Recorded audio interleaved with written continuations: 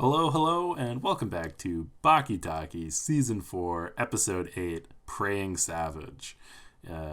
Probably the most problematic name we've had for an episode so far. But we've brought the episode's biggest fan. Lindsay is back. No, you need to redo that. I am not the biggest fan. Lindsay's the biggest fan in general of Baki, but also she really enjoyed this episode. No. What were you saying? Thanks for having me for this episode. No, I was mad at you. I think that's just because this is an early morning, 11 a.m. record. Well, yeah. Yeah. But also, the episode sucked. Spoilers. This is an episode, it's tough to even think about what happens here. But it's just like a total, what's it called? Nothing happens. It's like a filler. Yeah, filler arc. They should have had a beach episode. But before we get into that, first off, I guess I'll introduce both my guests, Lindsay and our child, of course, is also... You've already said her name on the podcast. No, I haven't. I bleeped it out. Oh, yeah. Well, there you go. Mystery kiddo. I mean, it's pretty certain now. It's up to you. Well, maybe that'll be a surprise. But the other thing, for all returning guests to the show, you've already casted the Baki Cinematic Universe. Oh, yeah. You made fun of me. Yeah. Peter, what was it? Bill Skarsgård? Yeah, I thought that was pretty good. Yeah. No, it's good. My question for you is, there isn't a lot of Baki left, This is episode 8. So there's 19 more, and then we're done. What's something that you would love to see happen before we wrap up? Them delete this episode. Okay. No, I'll be serious. Let me see. I mean, it's hard because I know a bit. Like, you've watched the last season. I didn't watch any with you, but I do know vaguely kind of where it goes. Yeah. I think it would be nice to have Oliva come back. I think he briefly might, but just, I don't know. Like, I feel like we left on a rough note with him. It'd be nice to have him come back as the, like, fun uncle vibe. Baki, my boy, how's it going? Yeah, I don't know. Maybe have like a Harry Potter and his cousin moment with Jack and Baki, where they have like a... Harry Potter has a cousin? Yeah, Dudley. Oh, I always saw that as like his brother because they were like raised together. Okay, but they're cousins, but whatever. Okay. But I mean, brothers make sense for my analogy because I was just saying it'd be nice to have that moment of like. Yeah. Oh, Johnny's here too. He's scratching his face. Who knows if they could hear that? Yeah, if they can't, it sounded like. Yeah, just he started doing it again. Anyways, I think that'd be cool to have a Jack and Baki moment. Just acknowledge like little trauma therapy where they just acknowledge they had really crappy dad and childhoods and yeah, I like that idea. They won't, but I just it's nice to think about. Yeah. All right.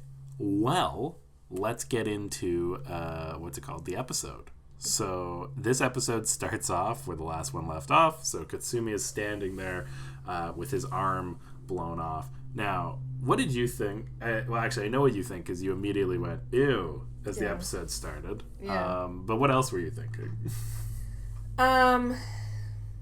Honestly, in my brain, I went, okay, it's this episode. But also, I didn't know this episode. So, I don't know. I just had a feeling. It was just a bad start. He's got the literal bone in his, like, mouth. Or that happens really fast. It happens soon after, yeah. Well, what I was going to say was crazy to me is, so Katsumi is missing all of his muscles between his wrist and his, shoulder. It doesn't make any sense, and it's gross. Well, but he's not bleeding. And then Pickle rips his arm off, and there's so much blood. Like, did it just get stuck in his, like, shoulder? Like, I don't know. Obviously, Baki is a visual medium, but I feel like you can hear some of the blood coming out in this clip. Take me, then. Go on and take my life. German, no!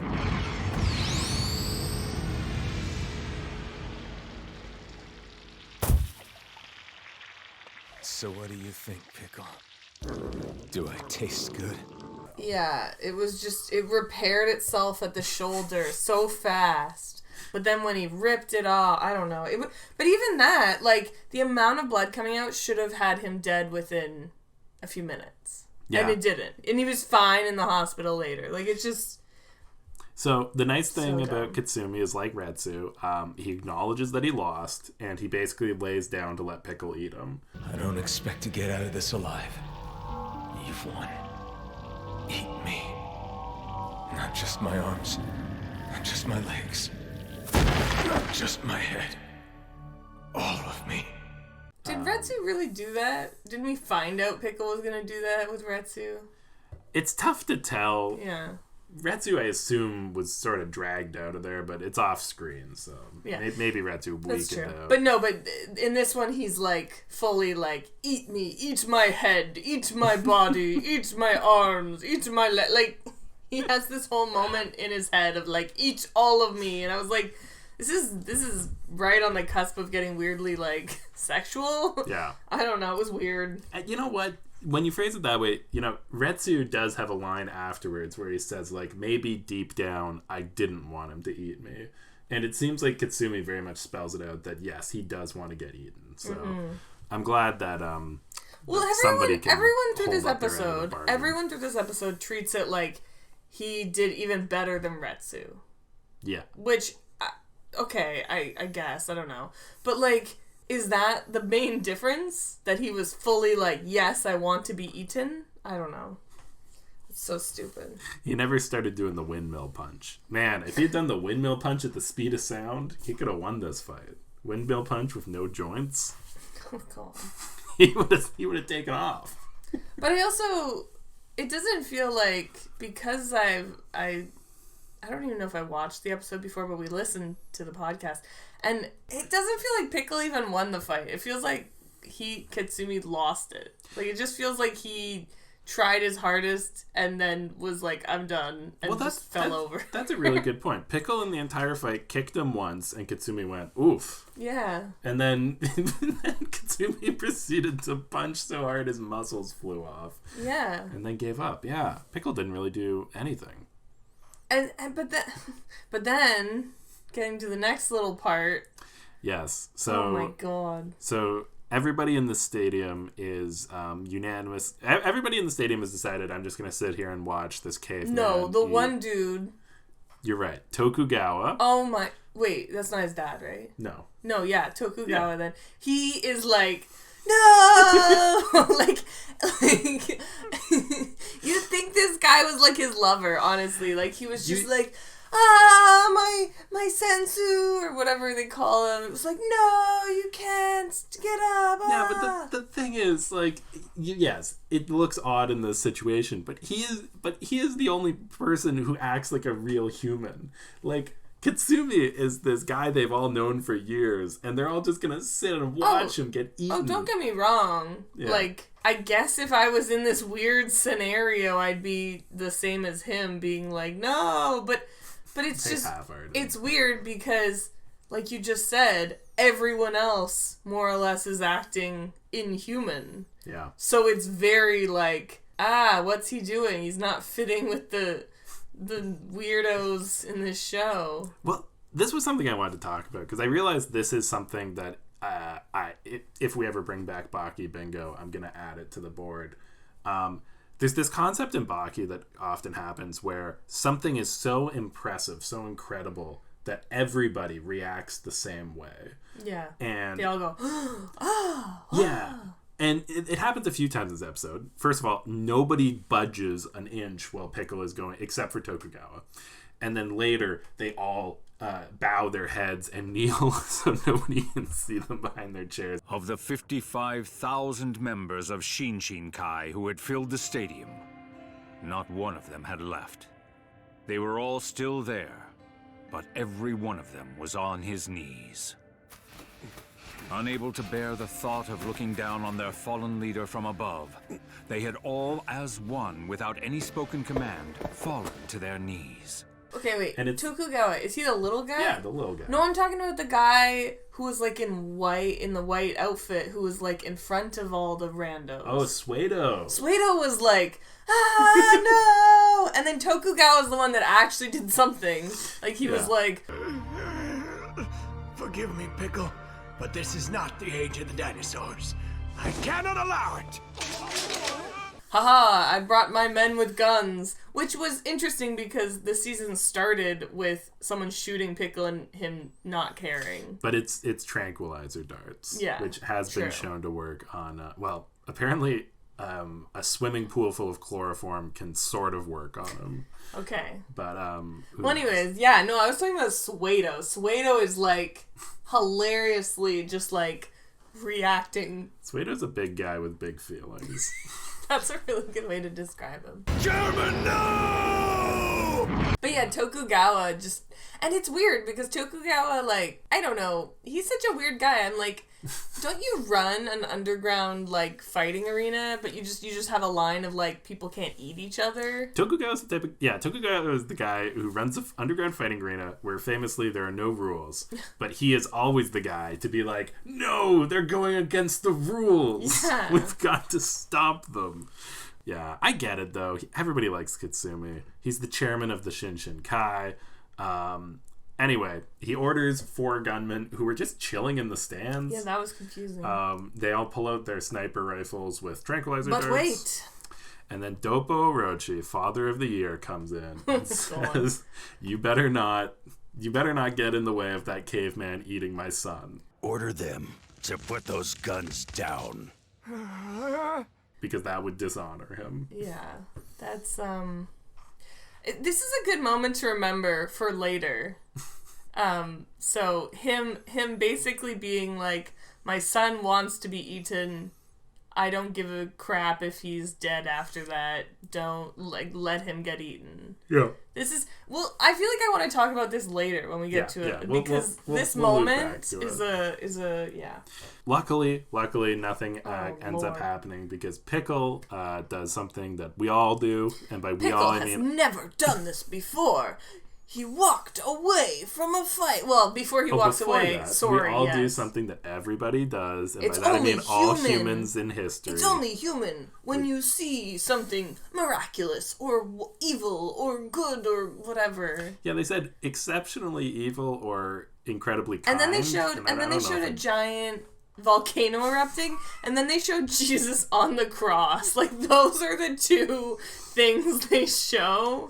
But of course, the gesture we are talking about is when you take 2 hands, put them in front together like you are praying, which is something that even man was doing 190 million years ago. Throughout all of history, and across all races, cultures, and creeds, there is one gesture common to all of humankind. Firstly, obviously that's bullshit. But also, it's just like... I don't think every human prays in the same way, I mean, and stuff. Even if they are religious, like, other religions don't even pray with their hands together like that. That's where you're wrong. It's no, I'm not. And it's been for all time, actually. No. So yeah, Pickle, he has this weird monologue, which honestly, I feel like this is a very, like, let's just come up with something so that Kitsumi doesn't die. That's the thing. That's fully what this felt like. Yeah. Like, it was like we have got ourselves into a corner where we've created these stakes where, like, this guy will eat the people that he... And I don't know. It's really just frustrating because he's twice now.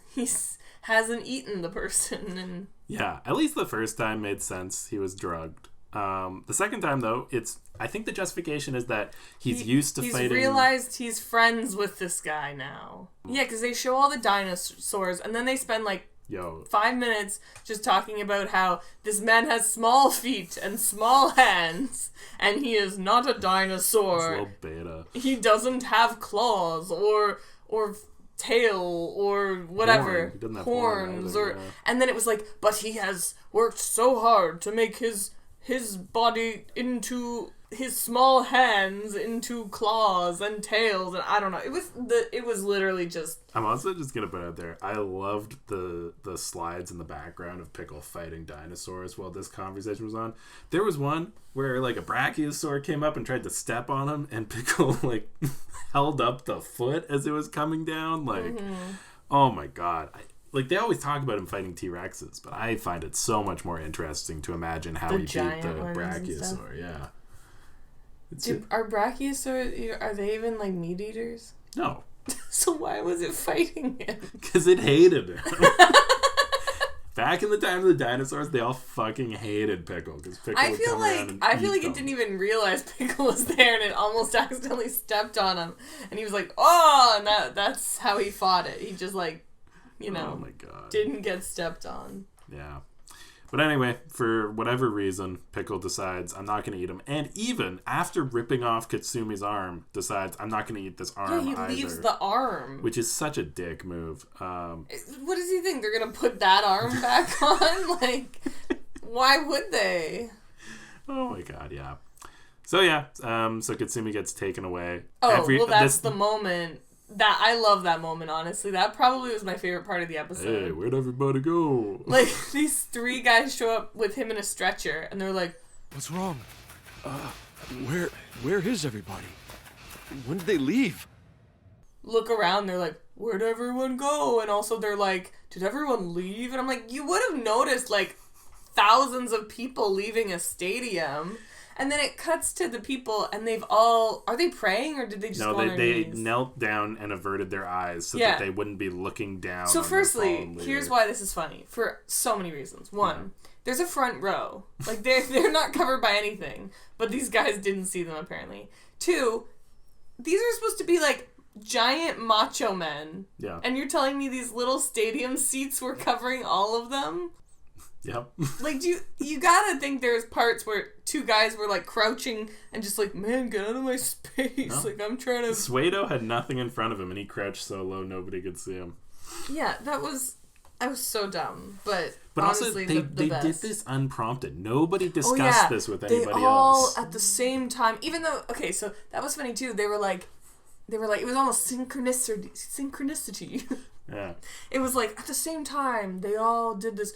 But then you watch, they didn't do it all at the same time. Like, the shot they show of people doing it, it was like, this guy kind of goes, and a second later, this... I'm like, do they think nobody can see out of the corners of their eye? Like, you gotta tell me there's not, like, one guy who was like, oh shit, everyone's going on their knees, I better go on my knees. Like, come on. To be fair, you know, it's funny. I feel like if the Bills have another game like last night, or last week, this might happen again at New Era Stadium this week. Right.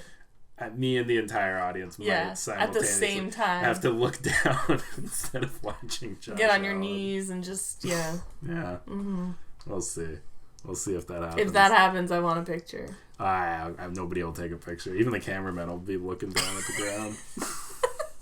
All the players, everyone just gets on their knees. They're all looking down. Oh my gosh. Thank God I knew what had happened before, because imagine how extra boring it would have been if this was the start of the episode. I didn't get to see any of the fight. I just get to see this. Like, well, you get to see Baki feels bad about being such an asshole the last time they talked to each other. Baki was filled with regret. Yeah, when he said, like, it should have been me or whatever. Yeah. He feels bad for like a millisecond. Yeah. But yeah, so that's the thing. It just cuts to him in the hospital. What's his face? That he just had his arm ripped off. Yeah, Katsumi's there with Retsu. And he's fine. He's all bandaged up, and he's like... He is still missing an arm, I will say. Okay, but he doesn't have a single other scratch. He's sitting up in bed. He's not attached to any machines. Like, he's fine. Are they gonna put him on the arm regrower machine? Like... When you've lost that much blood... Oh, put him on the blood machine, I see. Put him on anything. A heart rate monitor. Like, it seems like they're just... Like, it looked like he was getting discharged. Like... I think he probably was that afternoon. Yeah. And then Retsu comes in. And is like, I'm jealous of you. Well, first we learn about how Chinese tea isn't as good as the various Japanese teas. Well, Retsu said it was better. Well, yeah, but then Katsumi was like, well, You haven't had my tea. You haven't had my tea, and I've got like 4 different flavors that are all better. I'll make you a cup. You'll change your mind then. And then there's Bansha and Sensha, to say nothing of Hojicha. All delicious. So big win. There was no consensus for there. Team Japan. Baki comes in with a bushel of roses, which we were wondering what that was. And about. they're in like the paid for thing. You know what I mean? Like it wasn't just like, oh, maybe he just found a garden and ripped them out. It was like, no, he went and got, like, it was wrapped. And I like to think he was on his way to visit Kozue. And I think they were just reusing a shot of him going on a date or something. So I don't know. Baki It's a stupid scene. Yeah, they talk about it. And they're like, "Oh, Pickle's so strong. Do you think you'll be able to take him?" And Baki does one of the cooler moves. I don't think so. It was the roses he brought. He like rips them off the stems and then starts squeezing them. I thought it was gonna be something cool, like he was gonna make a ruby out of them or something. You know, like he makes a little drop. He turned it into one. He turns an entire bouquet of rose petals into one drop of liquid, and then he rubs it and it's gone. And I'm like, yeah. Also, to prove it's gone, he rubs his hands over Katsumi's face. Is that what he was doing? I thought he was maybe he was like taking the rose stuff and like putting on his face in like a what are those things you put in the little machine and it like, you know, people use them instead of medicine when they're crazy. Oh, I have no idea. Whatever. Like the thing where it's like you have an essence of this in your water. Yeah. Okay. I just thought he was like rubbing that on his face. I don't know. Maybe that's why he brought the roses. That's why that's how the arm's gonna grow back. But I still don't understand how that even answers the question. Well, okay. This is explained by his previous very lame feat where Baki was shown crumpling newspapers in his fists. Yeah. And I think he's evolved now to the point where before he could crumple a newspaper in his fist. Mm-hmm. Now he can crumple rose petals out of existence. Once again, on Bagi, it's a gradient scale of things from I think I could do that to literally impossible. But the impressiveness doesn't go across that scale. Oh, okay. Yeah. All right. Well, that's that scene. Yes. I think next it's Yujiro walking down the street. Oh my god. It was a strange sight. The man was merely walking down the street, and yet all around him, people were stopping in their tracks. Man, he is so cool. Okay, before we even get into that though, like literally it cuts to an overhead shot of a street. Where are we now? In Japan? Tokyo, yeah. Tokyo. So it's just like so many people, just like I assume that this is one of those. Street. I think this is one of those streets that you've closed down for cars for the public. You know, like what they want to do on Young. I rolled my eyes in case you couldn't see that on the podcast. Just in case you couldn't see that. I love that scene. Yujiro's walking around. What a cool guy. And he's so strong. But then we have, I think that was the moment you said like, wow, this is like a flashback episode. Yes. Because we flashback again. Like, this is probably like the 10th flashback by now. And it's not flashbacks to anything in the show. It's literal flashbacks to, you know, whatever crap they want to. Some of it was flashbacks to things we've seen in the show. This was a cheap episode. Yeah. So they literally are like explaining why people are scared of Yujiro. Couldn't be because, you know, like he's taller than them, which is also weird. Isn't he supposed to be quite short?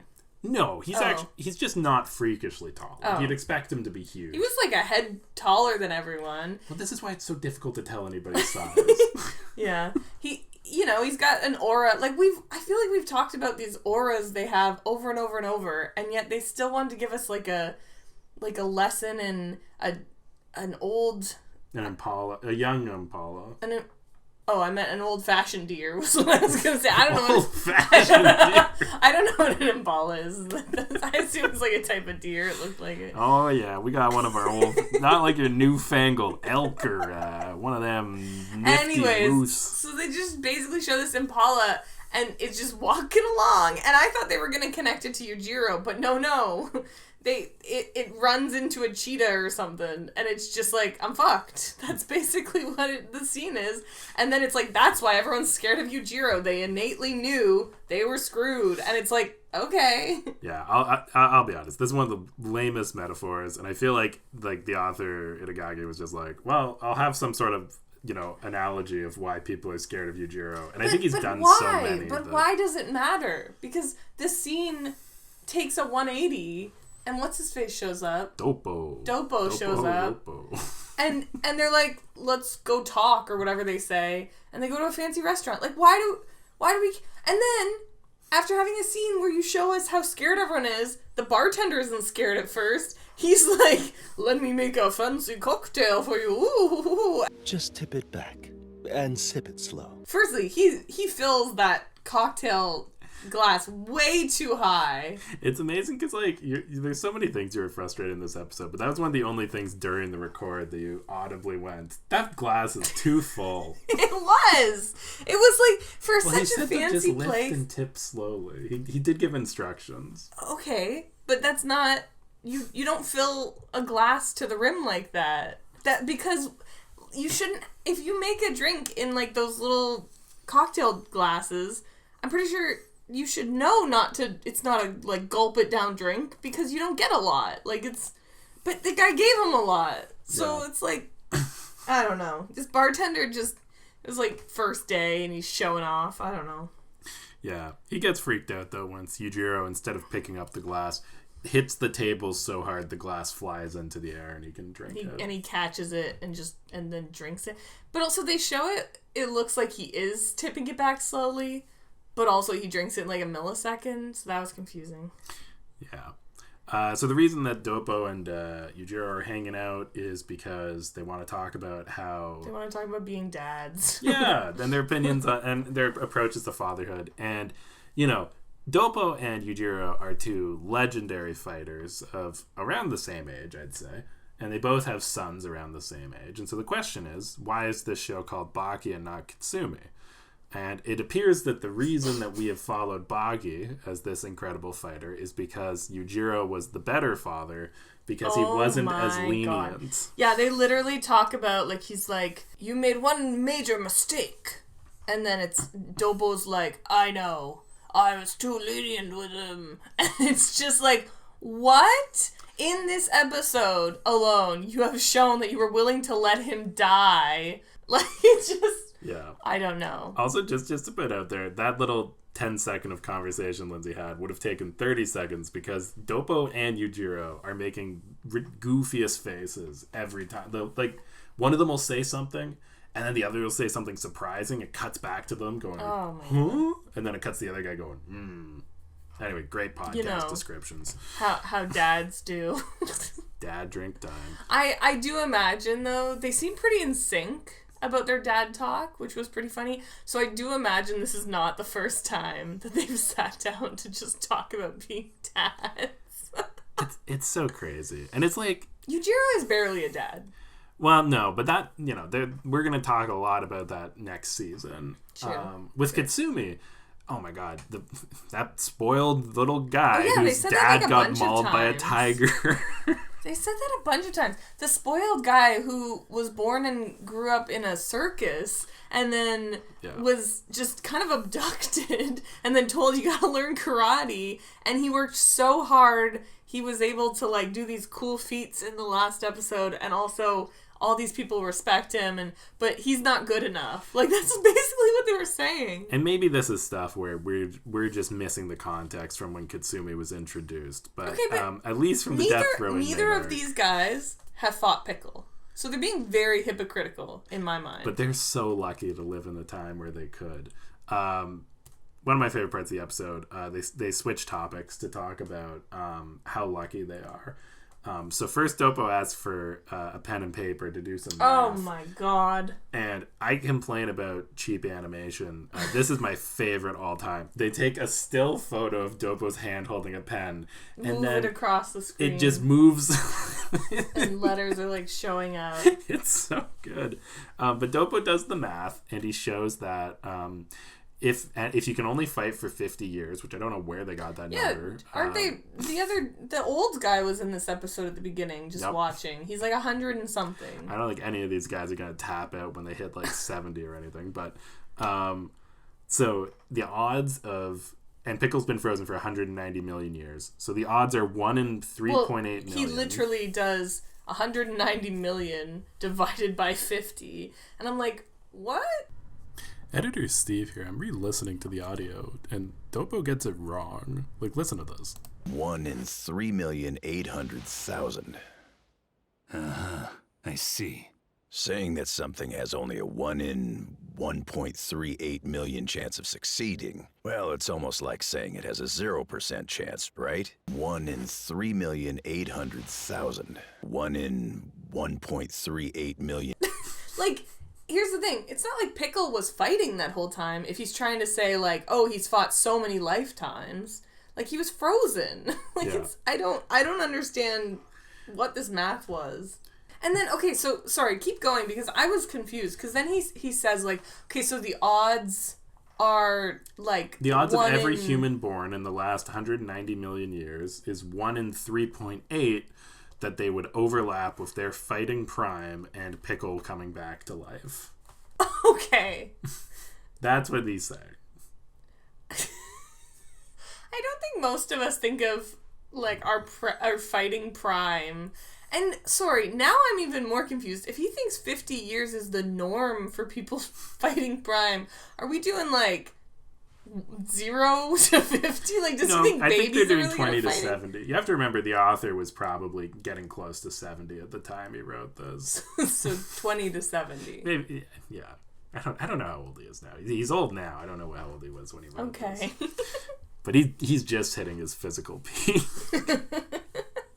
Anyway, then they go off into the night, reminiscing about how great it is that they have the ability to fight somebody who they will never fight for the entirety of the manga. That's what bothered me. We should be glad to be alive. It feels like powerful forces must be at work to have made such a thing happen. Yeah, it's someone or something up above. Being upset that he was too lenient in his kid's life, and now his kid lost to Pickle, who they were so fortunate to be able to have the opportunity to fight, but they haven't. Like, I don't know. This is just made me mad. Yeah. Well, on the other topic of mad, the episode's almost done. Jeez. So we have a quick scene. Baki's trying to imagine his next shadowboxing opponent, which he wants to shadowbox Pickle. And he can't. He can't, which is incredible, because as we all remember, Baki was able to imagine a 200-pound praying mantis and also a T-Rex. I have to assume just from watching Jurassic Park, he has learned how to fight Well, it. yeah, that was interesting, because he literally was like, I've watched Pickle. I know how he moves. I know how he fights. I'm like, that does not seem to be a requirement for creating a shadow boxing thing. Like, you're creating, like, weird stuff. So, I don't know. And then somehow so Retsu shows up, which is amazing, because he just sticks his head down the, like... into his monster lab, or whatever it calls it. Monster factory. Lair. I don't know, whatever he calls it, yeah. I love it. Oh, hey, Retsu. Your monster factory. Just as I imagined, it's pretty basic. But then Retsu's just walking around, like, I don't even know what he's doing this episode. He's like, okay, well, I've already fought, so I'm just gonna go visit all my friends in different places.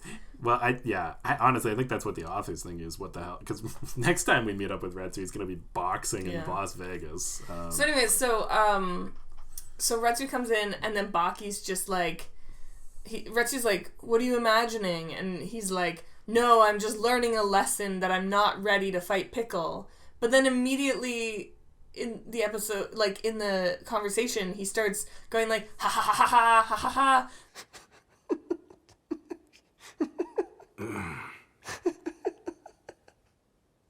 I'm not sure how much more of this I can take. I mean, can you believe this? I'm gonna get to go in the ring and slug it out with an unfathomably powerful opponent! This guy is impossibly strong. I'm so excited to fight him. And I'm like, didn't you just say... He did, yeah. You were It was quite odd. But he's got the mentality of a fighter, and so... Apparently. Retsu's like, you mentally seem ready. Meanwhile, he's like, Joker-style laughing, eyes open, like, so excited because Retsu says, you know, oh, me and Katsumi don't know how strong he is. We didn't give him enough of a fight. And it was like, I don't know. So Baki asks for a fight the next morning, which, as you point out, there's a lot of morning fights. Yeah, a lot of them are like, okay, we'll do it tomorrow. Well, Baki maybe has to like go to the gym or something after. Well, it was his mistake. Yeah, because somebody has broken into the Tokyo Dome, right to the underground arena. Oh no! It's Jack Hanma. Ready to go a few rounds, caveman? And Ooh. This is my favorite Jack Hanma fight ever. Just the energy he brings in. Everybody this season has been so like just righteous and very like civil like, and I'm so excited to be fighting this superhuman man from long ago, and Jack is like, I will prove I'm more of a savage than you. Like, that's basically the vibe I get. He brings the energy of like if I don't even know, like if Pickle broke into his house, I think he would have the same energy of just like, let's get ready to rumble. Well, that's why I was super mad, because that's where the episode ends. Yes. Like, I literally had the end of like justifying why we were getting out of one fight, random snippets of Bull, and then teasing Jack, and I was like, that's my episode? Really? Yeah. Well, yeah, that's life. Thank you so much for coming on the podcast. Oh, that's it? No like questions No. from the audience? There's two more segments. Don't want to talk to me anymore. You'll be back before we finish this podcast. I mean, I live here. I can come back whenever I want. So, Lindsay? Yeah. Now that you've watched another episode of Baki, do you think the show is getting better or No. worse? Perfect. Thank you. No, not even a little bit. All right. I think the show, it started in a weird place because it was starting in the middle of a story that we didn't know. Yeah. I would say maybe by the end of the inmates or whatever they were called. Yeah. I think that was okay. Then they went into the tournament, which was just fighting, and it's like, okay, whatever. And then the jail just felt silly, and then now it's just dumb because okay, don't get me wrong. This could be a cool premise. Like, this guy comes back and he says, but don't pull some bullshit like, oh, he's gonna eat those that he loses, and then he doesn't eat anyone. It's just silly. Like, don't throw all your best characters. Like, it's almost like instead of it just being Baki who has what's it called, like plot armor. Yeah. It's like they've created a whole cast that has plot armor now. Yeah. Well, don't worry. Things can change, but I either want less blood or more blood. Okay, that's what I want. Tough to please. All right, fan question time. If you had to pick a character from the episode to have to work with, who would it be? So I work with children, so I don't know. Suedo was really expressive. I feel like he could have a lot of fun with the kids. You could bring Tokugawa and just pretend he's one of the kids. I don't want to take care of him. It said work with. I think Suedo had the like, yeah, like that's how you gotta be with kids, you know. He could teach them like little karate moves. They would love that, and he just, he'd be very expressive and very energetic. I feel like he's got energy for days. So I work from home, and I think that having Retsu cohabitate, well, I think he would bring me food all day. I think he would be a blast. And I don't know if he'd be great at what I do, but I don't think anybody would really challenge him. Well, Doppo Aracho knows numbers, so Doppo's a math guy. Maybe I should have it. I would never. There's a few people in this show that I would never want to work or to spend time with, because I think they would almost certainly punch me in the face to teach some obscure martial arts lesson. Doppo's way up there. Yujiro's the only person, honestly, I'd put above him on the do not hire scale. But yeah, All right, well, that's the end of that episode. We're now well past the halfway mark for the season. How many is it 13 this season? 13, I think, yeah, and then 14 next season. 27 total. So we're getting close, but in other ways, we're not close at all. But that's all the Pocky we've got at Talkie for this week. See you all next time. Bye-bye, bye-bye. Bye-bye. Friday.